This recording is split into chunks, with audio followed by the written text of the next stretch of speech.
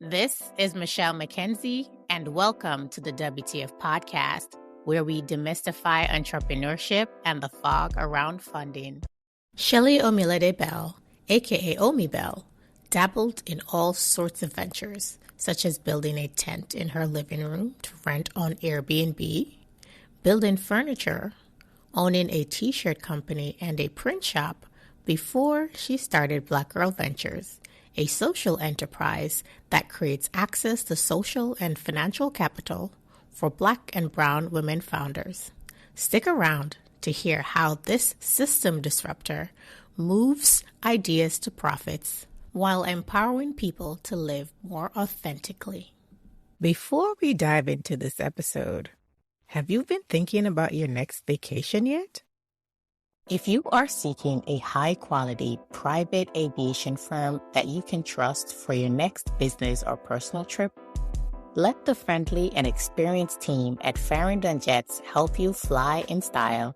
Visit farringtonjets.com to start planning your trip today.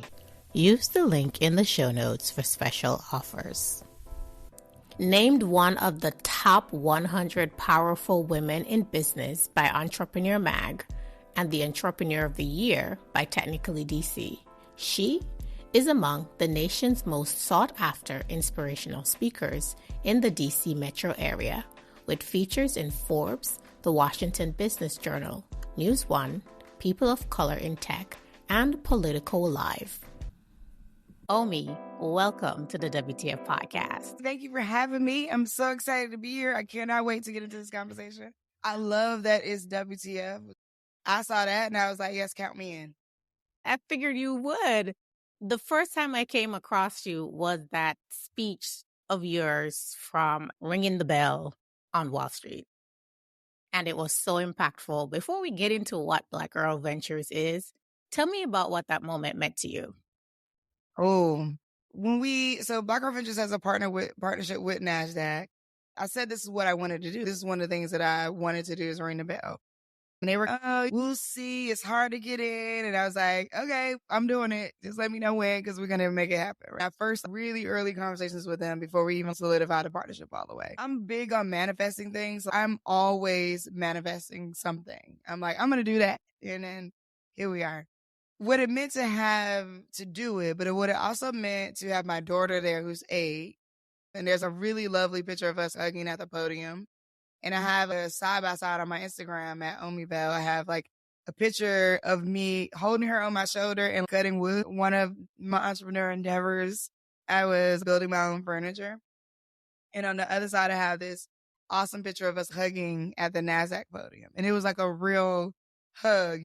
And to have all of our alumni there, past funders, board members, it was a real celebration of where I have gotten to so far, because I started Black Girl Ventures in a house in Southeast DC, right? Just with this idea that I can help, I could be helpful, and what it meant to get funding to people and to now be at NASDAQ ringing the bell. It was surreal because it's a whole ceremony, by the way. Like you do that part and then you go out and you're on the front of the building. So you're on the huge billboard and over near like Times Square, and your company is there. We got to send a whole video of us and things like that. So it was just really amazing. The whole experience was amazing for me and everybody that was there. One of the things about that experience was the speech that I gave. And I was really clear that I didn't want to give just a regular speech that doesn't speak to our historical trauma, that doesn't speak to how or why we got to this divide in funding, and speak to the American story that for Black and brown people doesn't include funding. And so I worked on that speech. I'm the kind of writer, so I used to do performance poetry. So the kind of writer I am, like I had a stint in journalism too. The deadline is coming and I'm writing like right before the deadline. I'm like, I gotta get this in, but because I gotta feel it. I gotta get to the point where I feel the thing that I want to do before I can do it. And so earlier that morning, I put the finishing touches on the speech and I'm like, I felt like ancestrally, I was like, yes. We were like, yes, let's go. And so it was a magical moment. That speech did what it was supposed to do. That pulled me in. That's what attracted me to you as a speaker and to learn more about Black Girl Ventures. You mentioned manifestation. Tell me how you manifested Black Girl Ventures. What is it and what's the problem that it's solving? So I think it's interesting in terms of manifesting Black Girl Ventures. I think that to zoom out from that, a part of the story is I got laid off twice. Prior to the last time I got laid off, I was engaged to a man who did not want me to start a business. And because he just didn't think he was just like, oh, this is not going to work for our family. This is not going to be sustainable. He's a little afraid. And so I didn't. I'm like, oh, I'm getting married. Like, maybe I'm not supposed to. Like, you're supposed to, in my mind at that time, I'm like, you're supposed to compromise. You're supposed to think about what your soon to be husband wants. So I didn't. I went back to work. I've had many careers. I've worked at the U.S. Patent and Trademark Office as a patent examiner. I was a K through 12 teacher. I'm a computer scientist. I taught computer science in high school. I worked in workforce development. So I was just a major career switcher. No job was ever great. I'm a terrible employee because it just don't work for me. I don't get it. If I don't get what you're doing, I'm the person in the meeting like, hey, didn't we say we was going to fix that one thing? And then the person's like rolling their Get into eyes. trouble a lot for doing that too. Yes, I'm that I person. relate. So when I got laid off, I went home and I called California Psychics. And I was like, oh my God, what am I going to do? Somebody help me. And the woman, she told me, when you find the thing you want to do, the money will come and you're not going to be with that guy. So within 2 months, my entire life flipped upside down. I got unengaged, disengaged, whatever you call it, unfiancéed, whatever. And I was like, you know what? I'm not about to cry. I'm not going to worry about this. I'm about to start a business. I am going in. I'm going in. I didn't know what the heck I was going to do, to be honest. I was like, what am I going to, I don't know what that means. But in my fight or flight response, I cleared my living room, repainted the walls. I don't know. I think I was just having a trauma response and started building my own furniture. And so I said, you know what? I'm going to build a tent in my living room and I'm going to rent it out on Airbnb. So that's what I did. I built a tent in my living room and I rented it out on Airbnb and everybody thought I was crazy. I was at the hardware store and they're like, man, what are you building? I'm like, I'm going to build a tent, put it in my living room. I'm going to rent it out on Airbnb. And they're like, that's not going to work. I'm like, I bet it will. Watch. And it did work. And I had one woman that came and stayed with me in our living room because here's my thought. My thought was people, if you're a single parent, which I was, and at that time, now a single parent of 3, if you're a single parent, you don't have a way to make money off of Airbnb if you don't have an extra room. So what could you do? So my thought was you could use your living room and I could franchise these tents out and have everybody using tents in their living room. Also, women having a safe space to come to stay with other women because I was a performance poet and I had toured before and men could shout from the stage, I need somewhere to stay tonight. And women were like, okay, and that's safe for them. I can do that. I'm a woman on tour. And so my other thought was like, what if women are traveling for a different reason? They could find a low-cost place to stay, safe space with a woman and her kids. At least that was my thought. It didn't quite work out that way because this woman staying in my living room helped me define what safe space actually is. We talk about it a lot, but if we all walk into a building and it's structurally sound, it's technically a safe space. But safe space means safe people. And she was going through a lot. She's talking to my kids about it. She was crying about stuff she was going through. My 1-year-old's trying to get in the tent with her. Like, it was like, okay, this is not it. All right. Time out. Cut it. That idea was out. I did try other things. I tried to franchise it through different networks, stage it in homes that were being sold for the properties that were being sold to other people. It was actually cool for a second. I'm like, I got to make money. So when I was teaching, I learned how to do t-shirts. And so I said, you know what? I'm going to launch a t-shirt line. The first line I launched was the LGBTQ line. It sucked. Nobody bought it. It just didn't work out. And I was on the phone with a printer I was working with at the time. And I said, you know what? It's made by a Black woman. I should put that on a shirt. And so literally I created the Made by a Black Woman logo to pattern after the Made in America logo, put it on a shirt, and it took off. Everybody loved it. My mom invested $10,000 of her retirement money for me to build that company. I launched a t-shirt line and a print shop right beside each other. And I started getting print clients for small festivals and like local influencers. That blew up. Now I'm running a business. I'm running a business both ways. I have this product-based business and this service-based business. In the end of around fall of 2016 is when the news came out that Black women were starting businesses at 6 times the national average, yet receiving less than 1% of venture capital. And my thought was, I can do something about that. I don't know why I was thinking that. Like you could build a tent in your living room. Yeah, I could do that. I was like, okay. So I put it up on meetup.com. It was called Black Girl Vision at that time.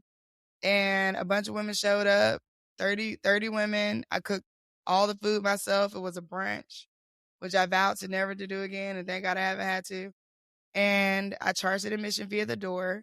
And we voted with marbles and coffee mugs. If you like that person, 4 women pitch, if you like their pitch, you put your marble in their coffee mug. And that was it.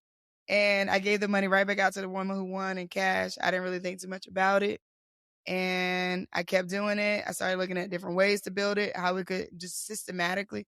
I think I would say like my arts brain coupled with my computer science brain is what makes me the best business owner that I am, because those two things, like thinking logically, but also being willing to think and able to think big and creative, is the key.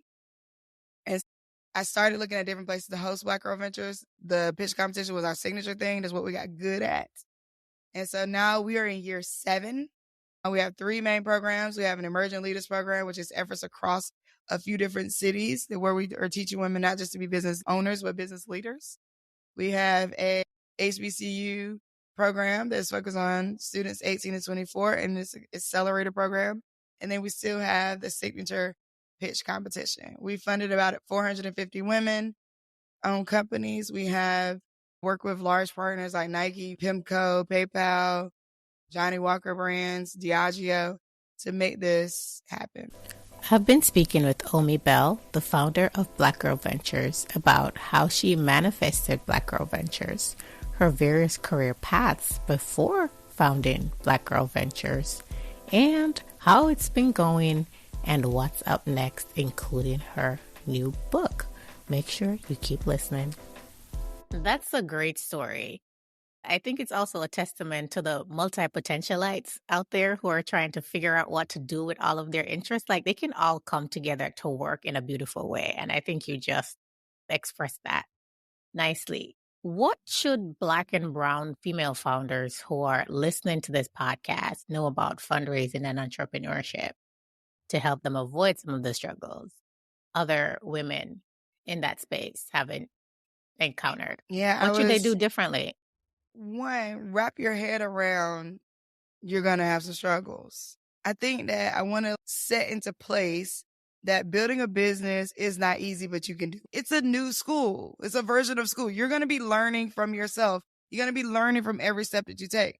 The key is to make sure that you are learning. About a week and a half ago now, I testified in front of Congress, and one of the congresswomen asked me, like, hey, you think that you can build a business without? And I'm like, you can't build anything without risk. You can't build an IKEA shelf without risk. Like, you can't build anything without risk. So first things first is get into the mindset of this is a risk and I'm okay with it. And in that case, I need to think about what kind of risk do I want to take? What should that risk look like? How can I mitigate that risk?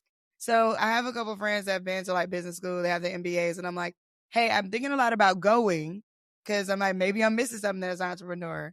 And they're like, maybe not. And I'm like, okay, what did you learn? Couple things that they say that they're the anchors. 1, the network. So being associated with the business school gives you a sort of open network. So that's 1. Another thing was risk mitigation. And I think that is the one part of an entrepreneur that you don't necessarily prepare for when you have the idea. You're just like, I'm going to do this. I got this idea. Let me try it. And you're trying. But instead of thinking of, okay, what kind of risk am I taking on? How can I mitigate those risks the best? So I would say that's the thing to be thinking about. Also note that there's nothing wrong with you. In funding conversations, we talk a lot about what can the women do. There's nothing wrong with you. The women don't need to be fixed. Okay? You might need some empowerment. You might need to be encouraged. You might need to jump out there more. You might need to speak up more. You might need all those things, but you don't need to be fixed. There's nothing wrong with you. You should try all that is available to try and timeline everything. When I started Black Girl Ventures, I was running my print shop, and I took the risk of living off of a small contract that I had and letting my print shop operations slow to really put all of my effort into BGV for 3 months. And I said, if Black Girl Ventures doesn't take off in 3 months, I'm done with it. I'm going back to this nice print shop that I don't necessarily love to print t-shirts, but I am definitely making the money I want to make. And I'm going to focus on that. And so I put all my energy into Black Girl Ventures for that 3 months and it took off. So I tell people, you can do everything you want to do. You just have to do it one at a time. I love that. You mentioned also that the pitch competition is the signature event for Black Girl Ventures. What pitching advice would you give to women to help them stand out and improve their fundraising outcomes, noting that nothing's wrong with them, they don't need to be fixed, but how do they show up to win? Great question. Couple of things. Pitches are simple. What is it? Why is it? Why you for it? And why do I care about it? Okay. What is it? Why is it? Why you for it? And why do I care about it? So the why do I care about it part is the market opportunity part. The why you for it part is the why is your team the best to tackle this challenge. Let's take it all the way before you even get to the pitch competition. Knowing how to complete an application is the key.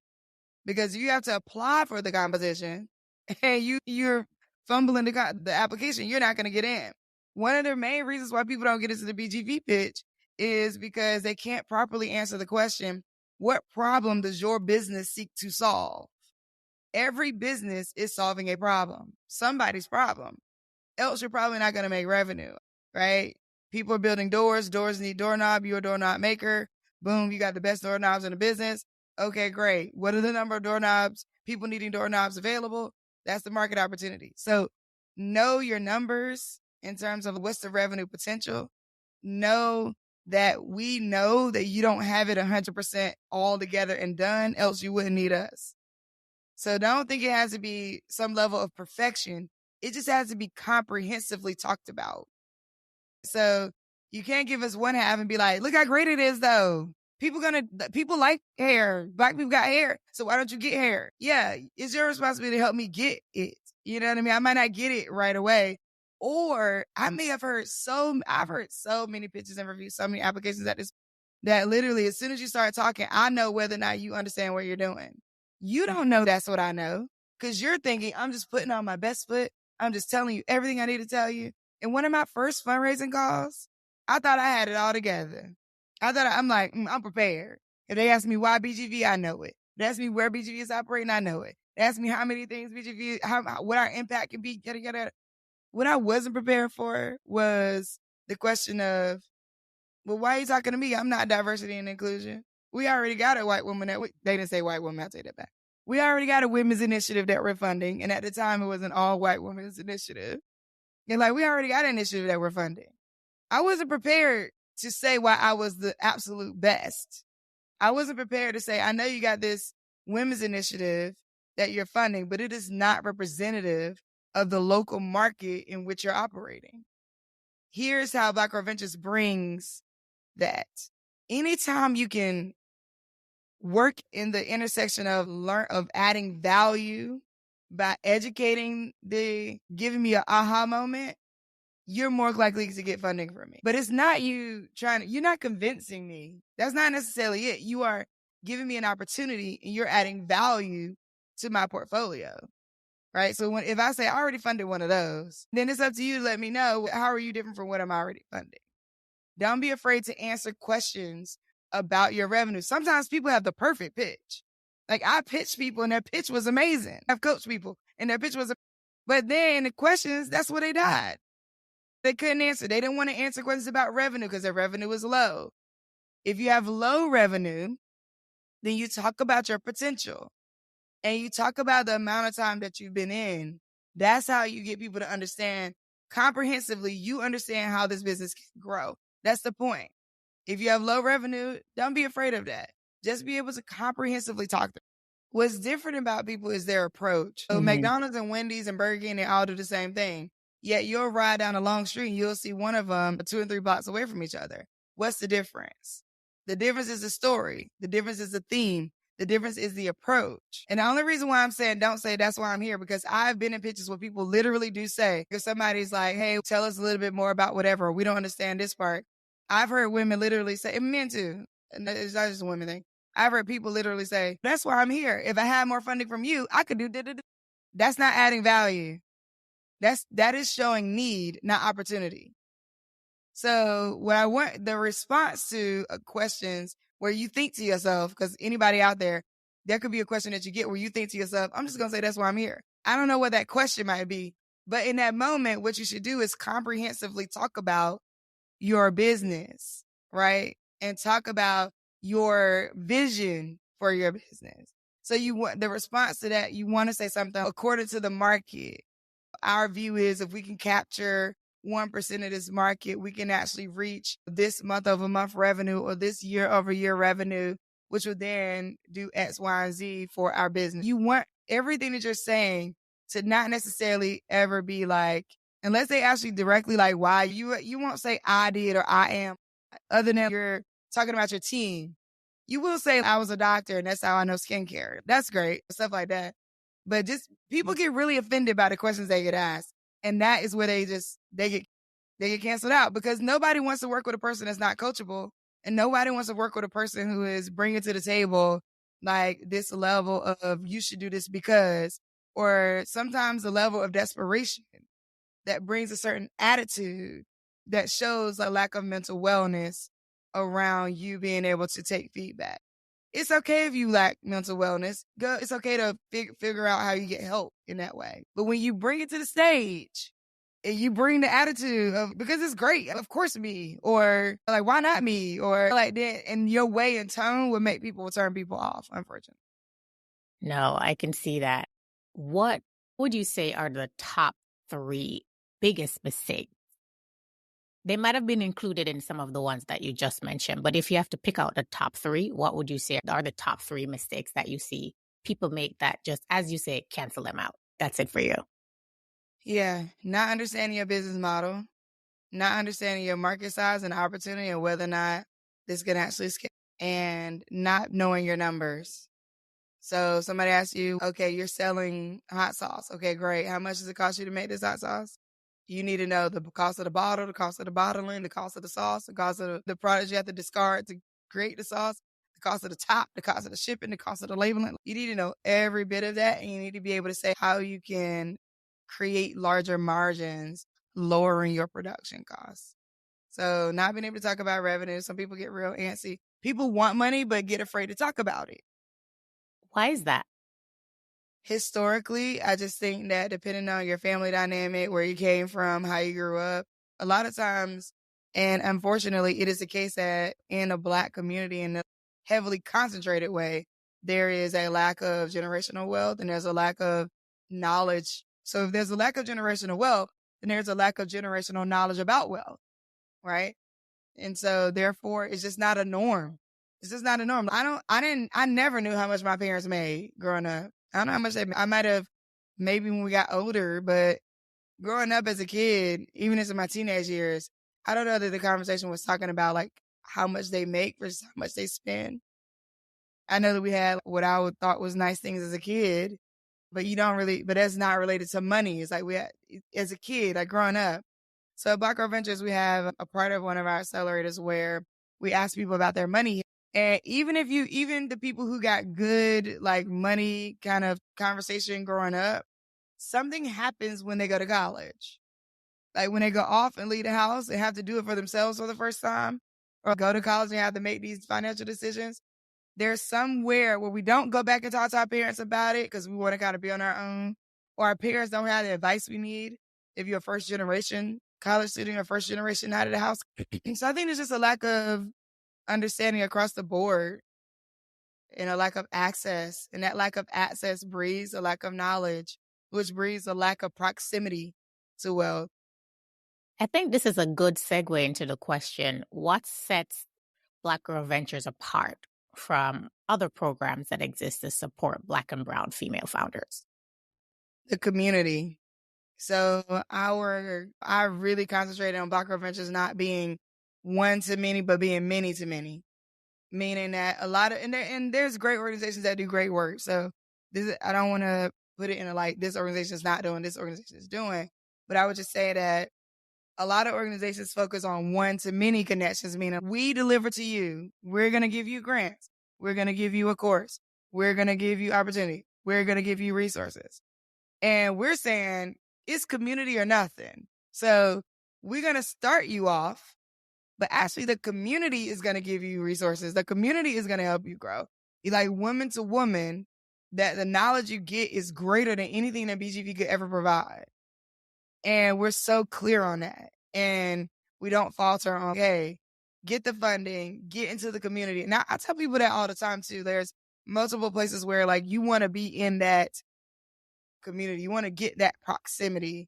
And sometimes, not at Black Girl Ventures, but sometimes you even have to pay for that proximity. You want to get into this level of conference. You want to get into this level of social club. I would say that Black Girl Ventures is bringing this community of nothing feel all the way around. Another thing is that we are constantly deploying capital in different ways. So if it's not the traditional BGV pitch, you get a stipend for being in any of our programs. You also, we have a newer competition called the Pull Up and Pitch that is deploying capital like on the ground immediately. And so it's all about like, how can we create capital where there isn't any? We have this crowdfunded pitch competition, which also sets us apart, which means not only do you get in and you learn how to get capital, but you also learn how to raise capital. And then we grant that capital back out to you. So, Omi, as we're getting ready to wrap up, what are the success metrics for Black Girl Ventures? How do you measure success? Yes, we look at diversity in terms of like how we bringing in the participants based off of where they live, based off of life experience, based off of different kinds of businesses that we want to fund. We also looked at like growing a community and growing service. Like, how do we serve? How many women are we serving? We also look at how many people we can connect to bigger opportunities. Can we connect you to a corporation for them to become your customer? Can we connect you to other funders, investment, get you other opportunities, and growing your network? How big can we grow your network so that you can have the kind of network that constantly delivers for you? I love that. Tell the listeners where they can learn more about Black Girl Ventures and what it has to offer, and more about you. You can follow Black Girl Ventures on Twitter at BGirlVentures, on Instagram at Black Girl Ventures. Also visit us at blackgirlventures.org to apply for programs, to learn more about what we got going on. For me, you can go to @Omi Bell. I'm on Instagram. Also, the Omi Bell on Twitter. Also, I have a book available for pre-order called Originate, Motivate, Innovate, 7 Steps for Building a $1 billion Network. And you can go and find that where you buy your books, Amazon, Books A Million, Barnes & Noble, Walmart, and order your copy. Omi, thank you so much for stopping by and sharing generously your knowledge and your experience with the listeners. Thank you so much. Thank you for having me. This was great. To my listeners, I hope you enjoyed this episode. If you did, don't keep good content to yourself. If you enjoyed the episode, let me know by rating, reviewing, and sharing the episode with some friends.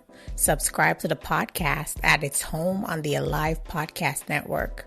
Follow the podcast on your favorite podcast streaming platforms like Apple Podcasts, Google, Spotify, and more to get notified when new episodes drop.